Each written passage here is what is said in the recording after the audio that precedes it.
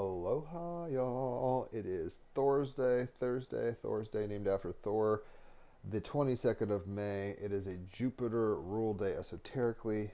The sun is in Gemini, 1 degree. The moon, 27 degrees Pisces, conjunct the North Node. And I will reference the astrology as we go through this, but the cards I've pulled are the Page of Wands, in this deck, the Princess, the Page of Wands, the Ace of Pentacles, and number 42, but of course, Happiness the Dolphin. So let's go ahead and get into it. The wands are the fire suit, right? So if you're a fire sign, you're a wand. And that means if you're an Aries, you're a Leo, or you're a Sagittarius, you're a wand, right? The fire of zeal, action, spunk, spirited kind of tenacity. And this is the airy, the creative, curious, flowy, childlike, naive at worst part of fire. Action, boldness, zeal, right? Spirit. Youthful enthusiasm and confidence. Harnessing the creative forces around you. Right? With Mars in Leo, trining Venus in Aries, we want to stand on the table and do our river dance. Just notice how she's a ginger and kind of doing the river dancing Coyote Ugly table, basically. Harness the creative forces around you. North Node is conjunct the moon right now. Pisces.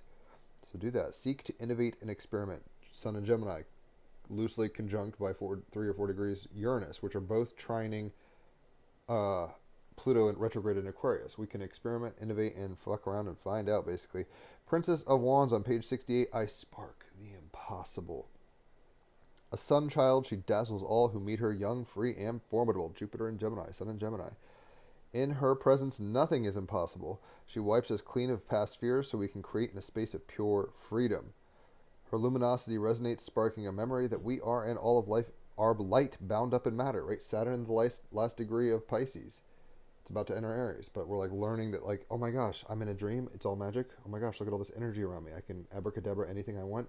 Moon conjunct North Node in Pisces is like, I feel good with that. Neptune in Aries conjunct the sun, or not sun, Saturn rather.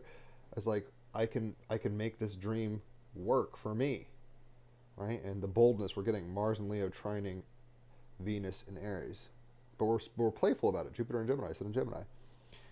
So her fire, fueled by breath, which is air, transmutes the heavy energy of past experience and failure, burning it clear away to release light energy. This potency can catalyze a new vision, and she is honored as a brilliant initiator. The art of the Princess of Wands arises out of my teenage interest in science fiction and the elaborate fantastical imagery which sought to express equally complex psychological concepts. That's David D'Angelo speaking. He's been on my podcast. Check it out, Team Rabbit Hole. If you don't know, 311 episodes. Get on the wave. So Jean-Claude Forest's comic strip of the 1960s called Barbarella, with its sexually charged and mystical planetary realms, evoke the fiery tantric space goddess. The idea of space being a vast, exotic, and erotic realm was always more alluring than the sterile reality it has turned out to be. For me, she epitomizes our capacity to infuse our reality with a mythological quality, right? Moon conjunct North Node in Pisces. It's like, wow, we can create myths and make it more fluid and watery and magical. In a similar vein, the illustrations of superheroine Octobriana, said to embody the principles of the Russian Revolution and battle against both Russian and American oppression, was a character that both me and Bowie cited when discussing how to visualize Ramona A. Stone from the Outside album book. The Princess of Wands transmits the drive to experiment and innovate. Sun conjunct Uranus, Sun and Gemini conjunct Uranus, trining Pluto retrograde in Aquarius. Right? We can experiment in the chitty chitty bang bang garage. It is about a death of an old and a birth of a new, Uranus in Taurus. It is in letting go of fixed beliefs and about how something should be that we are teleported into an open realm of pure potential. Cast your doubts and fears into the fire to be melted down and transformed. North Node conjunct Pisces, Moon in Pisces. Allow the exuberance of youthful confidence and innocence to surge. Mars and Leo trining Venus in Aries. You can consciously take on something that appears to be impossible and flourish and grow in the process. Chiron is an Aries, so we're like, I don't know, I'm afraid. Am I big enough? Am I strong enough? It's like, with arms wide open, you can totally walk into the fire and dance and do your river dance, do your little jig on the table in the spotlight, and everyone's going to love it, right? But you do have to hydrate. You do have to ground, right? The Ace of Pentacles is the clarifier. So you can rave all day if you want, but make sure you're hydrating, or, you see what I'm saying. It's like, it's cool to party, but... do you have a driver home kind of thing? If you're a pentacle, you are an earth sign. So Tauruses, Virgos, and Capricorns are pentacles, although we all have a little materiality to us. Planning, on page 162, I carefully tend the seeds of success. Planting the seeds of something wonderful. Saturn in the last degree of Pisces conjunct Neptune, right? Where it's like, we can make this dream work, but we have to like be realistic too. Put the seed in the ground and let the roots take root and let it bloom. She's taken root and is blooming, blossoming up that way. And obviously this little ginger flowers, little ginger hair color on her. A lot of sinks, right? Plant the seeds of something wonderful. You have what you need to get it done. Surrender to the cause. North Node conjunct the moon. We are surrendering emotionally to the cause, and we're saying, you know what? Wherever these roots go, they're going to find exactly what they need. Wherever I stand, I'm going to be there, and I am woman. Hear me roar. We're going to bloom and shine, right? Because we all shine like the moon and the stars and the sun, as John Lennon would say. So we need to just do our river dance and be happy. Because I'm happy, as Pharrell would say. So number 42 in the, where's the booklet? Oh, here it is. In the Divine Animal Oracle cards, she's been on my podcast too. See how many cool people are on the podcast? You don't even know. Get on the wave. Get on the dolphin wave.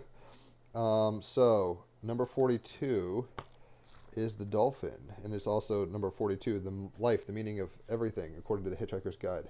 Happiness, dolphin, on page 165.